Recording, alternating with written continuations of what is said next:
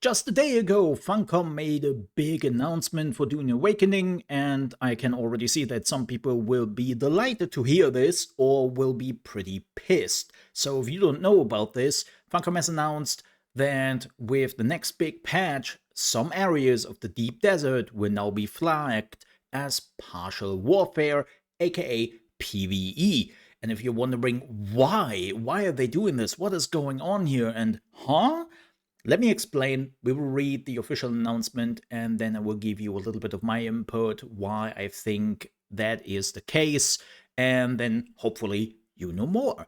But as I already said, some areas of the deep desert will now be flagged as partial warfare, PvE, while the deepest parts of the deep desert, giggity, will remain as they currently are, high reward, high risk areas. And then he is going to explain that the reality is that players are reporting being cut out of the endgame due to the extremely competitive nature of the deep desert. Starting soon, some areas of the deep desert will now be flagged as partial PvE, and where players will be able to explore a testing station and harvest tier 6 resources without the threat of conflict they may not want. It's important to note that the top tier of the game is balanced around guilds and groups, so people will still find it grindy if they play solo. Landsrod control points, shipwrecks, and the largest spice fields within this region of the deep desert will remain PvP flagged. The deepest parts of the deep desert will remain as they currently are, high reward, high risk areas. The beauty of the deep desert design with weekly resets and renewals is that we can iterate and experiment with different layouts and setups to really help us tune it. As we make changes, we will send out surveys to help us capture our thoughts. And then he's also talking a little bit about some of the bigger PvP changes and Landsrod changes and so on and so forth, which is nice, but that's not really what I want to focus on. Now, if you're wondering, but why are they doing it? Well, he has already more or less explained it, right? Like, a lot of people feel like they are being cut out of the endgame, and that's true. There is a fundamental issue with the Dune Awakening endgame if you haven't played it yet. When you are reaching tier 5, that's basically the end of PvE right now, and there's nothing else to do.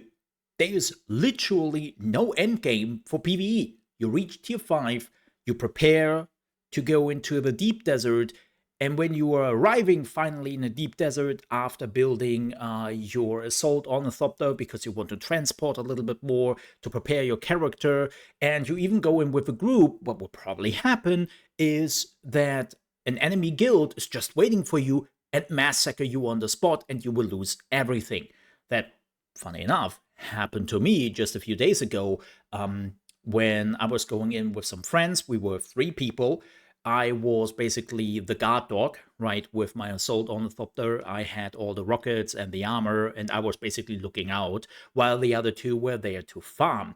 Then the first enemy appeared. I was fighting with them, and the second, the third, the fourth, the fifth, the sixth enemy appeared, and we had literally to fight off 6 enemy ornithopters, and my buddies who tried to get away because they didn't really had anything for fighting were also pursued by 3 other ornithopters. So in total 9 people were hunting them down, and there was nothing we could do. We lost everything, our ornithopter, our armor, and there was hours and hours of gameplay which just disappeared, and we got nothing out of it.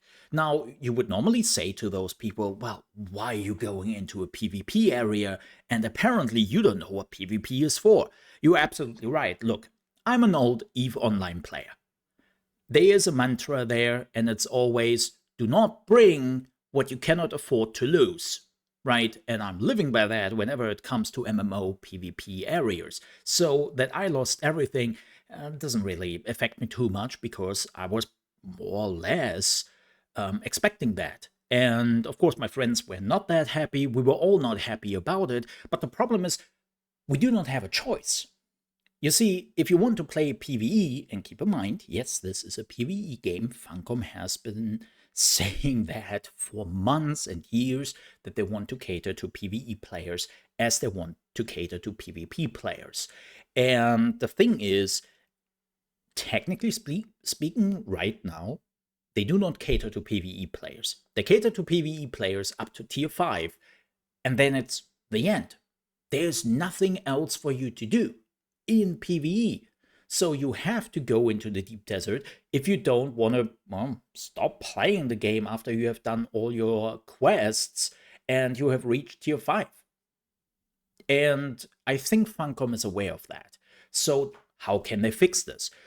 Well, in the long run, they will add more PvE content and they will probably move more of the PvE endgame activities into their own areas where players can actually do something. But that will take months, if not even years. Now, in the meantime, they have to find something to entertain the PvE players. So this is more or less a band-aid, right? This is a band-aid for players. They can now just put there, they take a part of the deep desert because the deep desert is massive, and taking a little bit out of it is probably not too much of a big issue. And they can do this relatively fast. And that's why they're doing it. And keep in mind, there is something, we can talk about this back and forth. Everyone can have a different opinion on this. Even my opinion doesn't matter. But there is one thing Funcom has, none of all the pundits, me included, have. And that is data.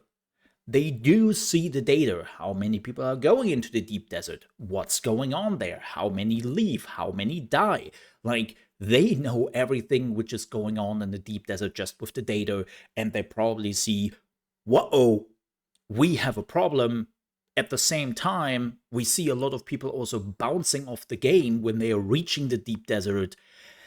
There is a correlation there, and we have to do something, right? So again, this is probably not a fix a lot of people wanted, but it will only be fixed in the long run when they have more PvE content, which is also endgame content. And maybe PvP players, this is also a positive aspect, because maybe some more people will now go into the deep desert who will sometimes wander off into the deeper areas of the deep desert, and there might be even some more fun for PvP players. So we will see how that goes. But with that said, we're at the end of the video. Thank you so much for watching. If you enjoyed this video, please don't forget to leave a like. Also, if you want to see more Dune content here on the channel, well, we already have plenty of Dune videos. Check them out if you're already here. And don't forget to subscribe if you enjoy this content. With that said, thank you so much for watching. Stay safe, and I'll see you next time.